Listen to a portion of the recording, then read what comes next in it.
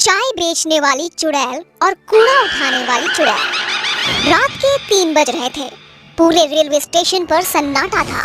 जोर जोर से हवाएं चल रही थी। तभी रेलवे स्टेशन पर एक ट्रेन आकर रुकती है, जिसमें कई सारे पैसेंजर अंदर बैठे होते हैं, लेकिन कोई भी आदमी उस ट्रेन से बाहर नहीं उतरता। सभी लोग अपनी खिड़कियां बंद कर लेते हैं कि तभी अंदर से एक औरत अपने पति से कहती है, सुनिए जी, इस स्टेशन पर कोई उतर नहीं रहा।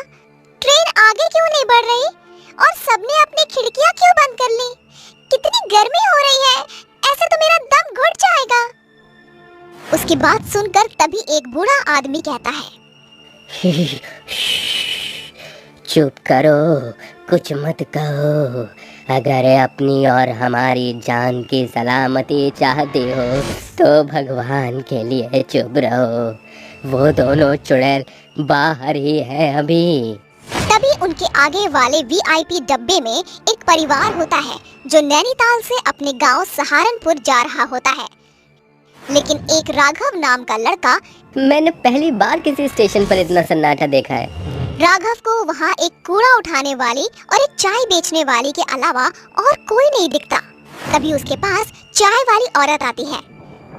चाय, गरम चाय वाली, चाय गरम, चाय वाली साहब, गर्मा गरम चाय ले लो, चाय।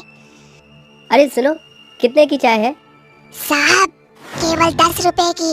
ऐसी चाय आपने कहीं नहीं पी होगी।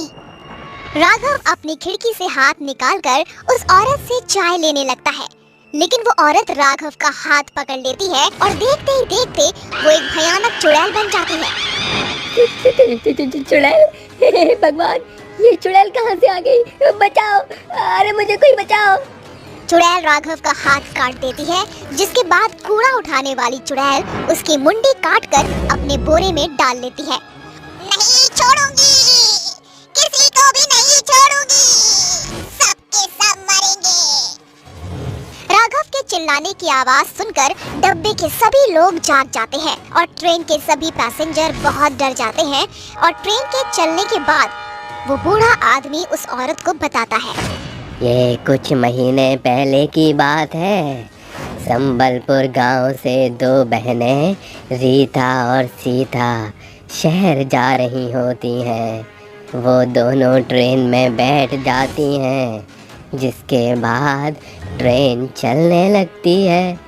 तभी रीता सीता से कहती है, बहन, अगर चाचा ने हमें अपने घर में नहीं रखा तो हम इतने बड़े शहर में क्या करेंगे?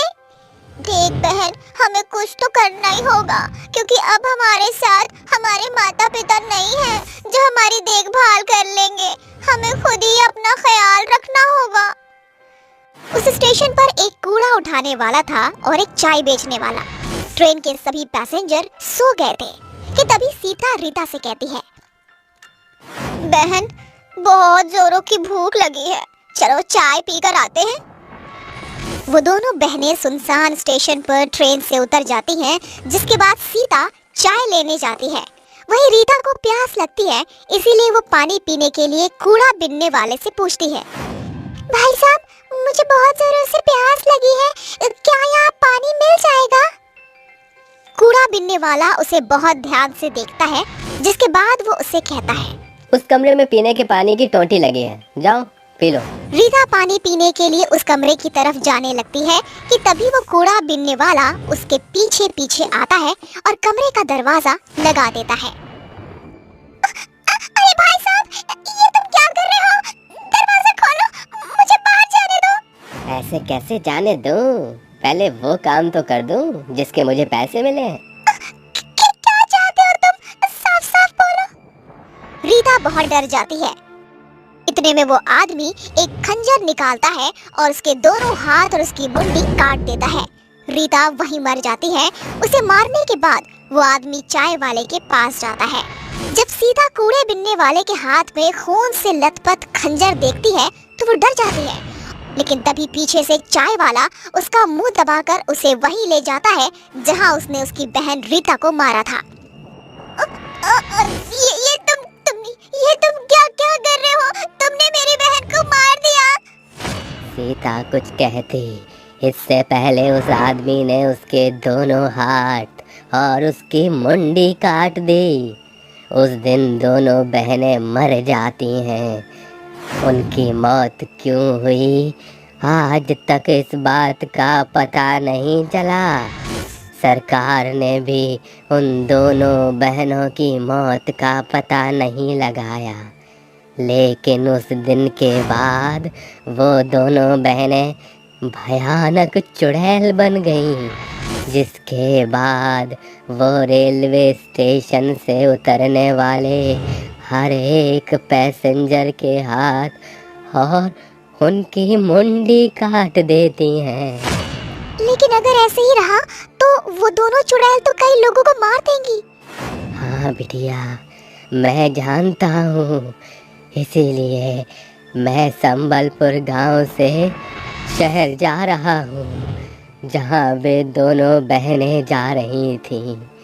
शायद वहाँ जाकर मुझे उन दोनों बहनों की मुक्ति का कोई रास्ता मिल जाए।